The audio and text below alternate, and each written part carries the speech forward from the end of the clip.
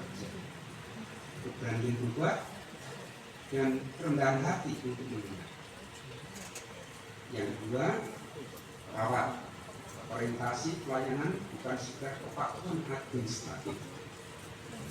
Di era digital, tugas utama birokrasi bukan hanya memproses data atau menindaklanjuti aturan, tetapi memastikan manusia di balik data dan aturan itu merasa dilayani dengan adil dan bermartabat. Ketiga, bangun solidaritas kerja dalam keragaman, kehadiran beragam latar belakang yang berbeda, baik usia, utama gender dalam birokrasi harus menjadi kekuatan, bukan dan tidak boleh bersekat. Inklusivitas adalah budaya kerja yang saling menguatkan, bukan saling mengalahkan. Sekali lagi, pemerintah DIY telah berkomitmen membangun birokrasi yang bukan hanya mampu melayani, tapi juga menjadi tempat terbaik bagi ASN untuk tumbuh sebagai individu dan profesional yang berintegritas. Kami percaya, bila ekosistemnya sehat dan sportif, maka ASN baik yang perempuan maupun laki-laki akan sama-sama mampu melahirkan kinerja terbaik. Saya kata, selamat mengawali perjalanan dan pengabdian di pemerintah daerah istimewa Yogyakarta. Selamat bertumbuh dan selamat memberi makna. Sekian, terima kasih. Wassalamualaikum warahmatullahi wabarakatuh.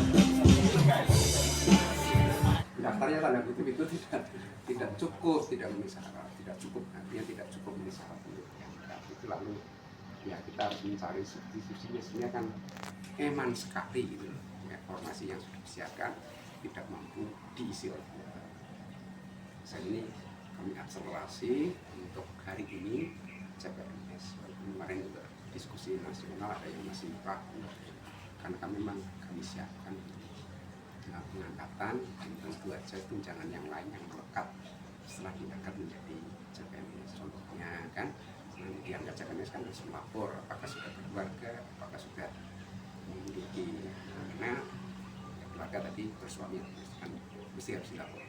Nanti harus diikuti tunjangan jabatan. Ini akan bisa. Terus yang kekurangan 60 nanti bagaimana? Nah, karena kita itu sudah diberi formasi, tapi kekurangan 60 itu belum terpenuhi, ya tugas kami mengusul kembali untuk periode tahun berikutnya. Tapi apakah nanti disetujui, kan nanti ada dialog antara pusat dan daerah. Karena kan dinamis tuh kebutuhan kita. Dulu butuh ini, ternyata telah dilakukan analisis jabatan menjadi butuh ini. Kekinian kan harus seperti yang saya sampaikan dalam sabtu saya harus berinovasi, berkolaborasi. Kebutuhan atas inovasi kolaborasi itu tidak statis, akan menunjukkan dinamisasi tahun depannya. Dasarnya adalah analisis dan kerja dan analisis jabatan kembali. Jadi tugas kita mengusul rendah. Berarti 60 tadi itu memang tidak ada formasi lagi ya kan?